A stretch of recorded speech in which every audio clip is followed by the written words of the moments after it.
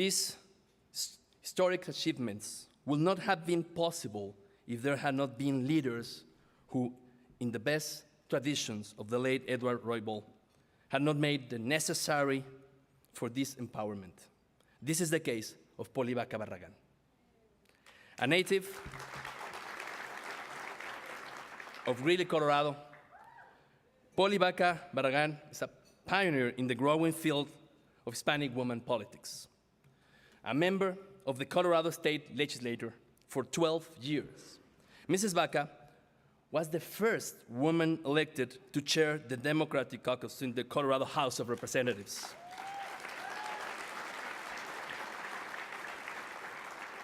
The first minority woman and first Hispanic woman elected to the Colorado State Senate.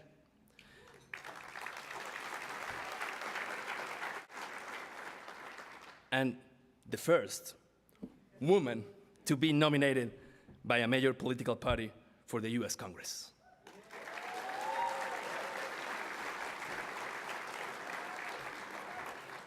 As a community leader, Mrs. Baca has also done a lot. She was president and CEO of the Latin America Research and Service Agency, La Raza, a nonprofit created to improve the quality of life for Latinos throughout Colorado, as well as executive director of the Colorado Hispanic Institute, whose mission was to promote multicultural leadership. In the Mexican indigenous language of Nahuatl, Ohtli means path.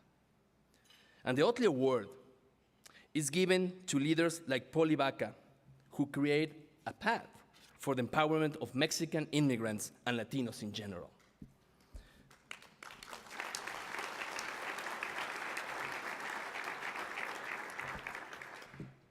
On behalf of the government of Mexico, I present the Honorable Poli Baca-Barragan the Ohtli Award for her enormous contribution as a distinguished Latino elected official and Latino community leader in the advancements and empowerment of Mexican communities in Colorado.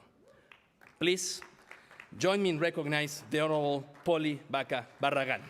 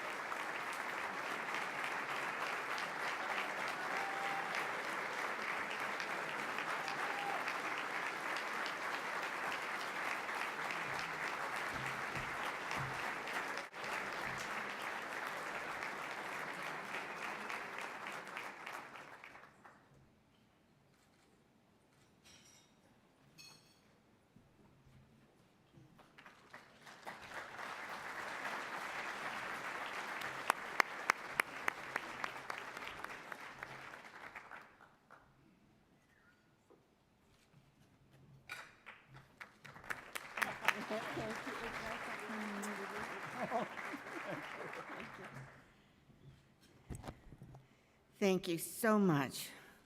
And thank you, Council, for that wonderful introduction. I'm truly and deeply humbled and honored to be receiving this award. It almost takes my breath away. It does take my breath away.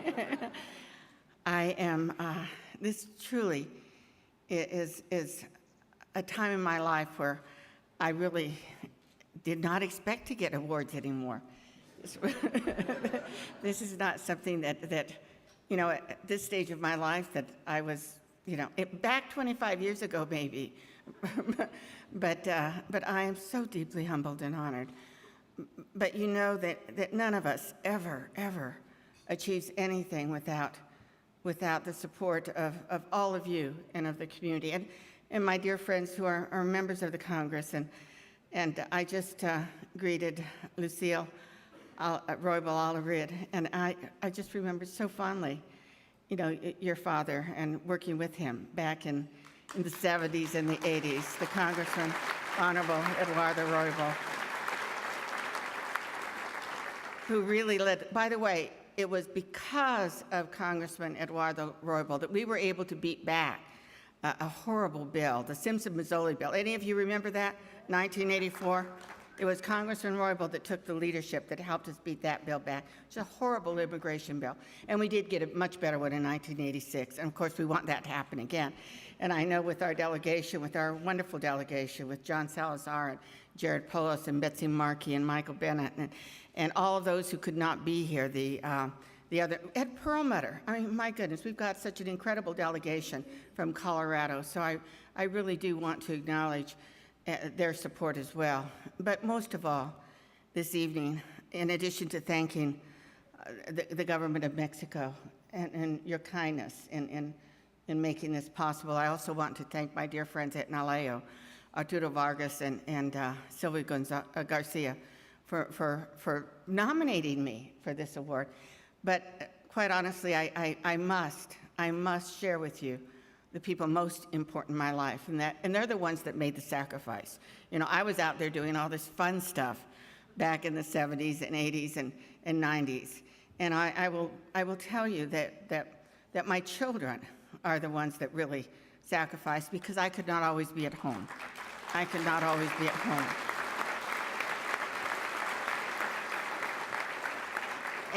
And if you will join me in thanking my daughter, Monica Perez, and my son, Miguel Barragan.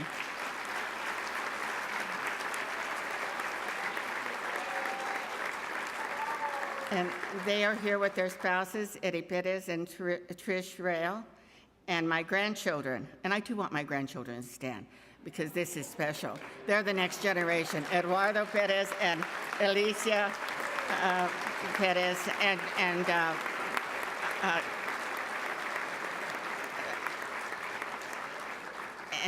Katie Kunkel. You couldn't hear that all. So Katie and Alicia and Eduardo, thank you. You know, we really have to pass the torch to the next generation, do we not?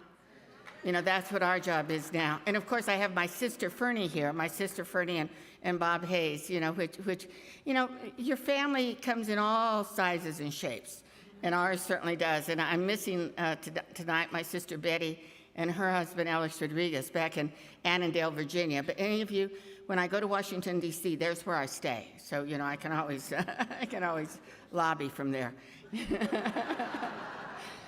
But again, you know, it's all of us together that creates the path forward, and that creates the opportunity for our community. And it's not easy. It's not easy. It's been a difficult struggle, I would say, over the past half century. Oh my God, I don't believe I'm that old. But it's been a long time. I started off with the 1963 March on Washington, listening to Martin Luther King give his dream, you know, I have a dream speech. And you're all supposed to say, but you don't look that old. But of course I do. So I thank you again for this incredible award. I cannot tell you how deeply honored and humbled I am to be standing here this evening with all of my, you know, my goodness, this incredible audience of Hispanic, Latino elected and appointed officials. It's only what we dreamt of in the early 70s. You are what we dreamt of. Thank you for fulfilling our dream.